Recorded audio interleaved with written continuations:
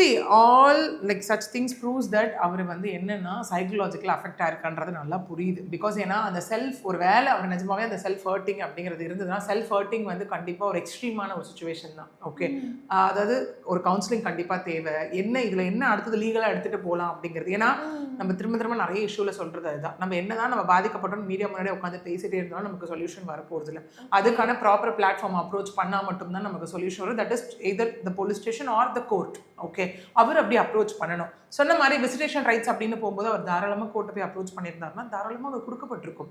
குழந்தைங்களை வந்து எனக்கு வீக்லி ஒன்ஸ் பார்க்கணும், இல்லை டெய்லி பார்க்கணும், வீடியோ கால் பார்க்கணும், நான் குழந்தைங்களை இந்த நாளெல்லாம் நான் கூட்டிகிட்டு போகணும், இல்லை என்னோட அப்பா அம்மாவும் இருக்காங்க, தாத்தா பாட்டியும் இருக்காங்க, அவங்கள பார்க்க குழந்தை வரணும், இந்த மாதிரியான விஷயங்கள் அங்கே நடந்ததா அப்படிங்கிறத பற்றியான எந்த ஸ்டேட்டஸும் நமக்கு தெரியல இல்லையா?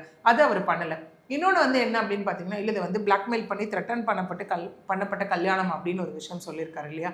அப்படி ஒரு வேலை அவருக்கு பிடிக்காம பண்ணப்பட்ட திருமணமா இருந்தா உடனே அவர் அதை ஓப்பன் அப் பண்ணிருக்கலாம், இல்ல டிவோர்ஸ்க்காக போயிருக்கலாம். விச் மீன்ஸ் இங்க என்னன்னா, எந்த ஒரு விஷயமா இருந்தாலும் சரி கன்சர்ன்ட் அப்படிங்கிறது முக்கியம். அது ஒரு திருமணமாக இருந்தாலும். ஏன் நம்ம வந்து இன்னைக்கு வந்து நிறைய குற்றங்கள் நடக்குது, பெண்களுக்கு அகெயின்ஸ்டாவா இருக்கட்டும், இல்லை திருமணமா இருக்கட்டும், எதுவாக இருந்தாலும் நம்ம இல்லை ஒரு பிஸ்னஸ் ரீதியான ஒரு குற்றங்களா இருக்கட்டும், எல்லாரும் சொல்ற ஒரு விஷயம் வந்து கன்சர்ன்ட் இருக்கா இல்லையா, உங்களுடைய ஒப்புதல் பெறப்பட்டு இந்த விஷயம் நடந்ததா இல்லையா அப்படின்னும் போது, எனக்கு இந்த கல்யாணத்துல இஷ்டமே இல்லைங்க, என்னோட கன்சென்ட்டே இல்லாமல் ஃபோர்ஸ்ஃபுல்லாக என்கிட்ட கன்சென்ட் வாங்கி தான் அவங்க இதை பண்ணாங்கன்னும் போது நல்ல வாய்டு கேட்டிருக்கலாம்ல மேரேஜ். இந்த திருமணமே நடந்தது செல்லாது அப்படின்னு சொல்லி கூட அப்ரோச். அதை அவர் பண்ணலை.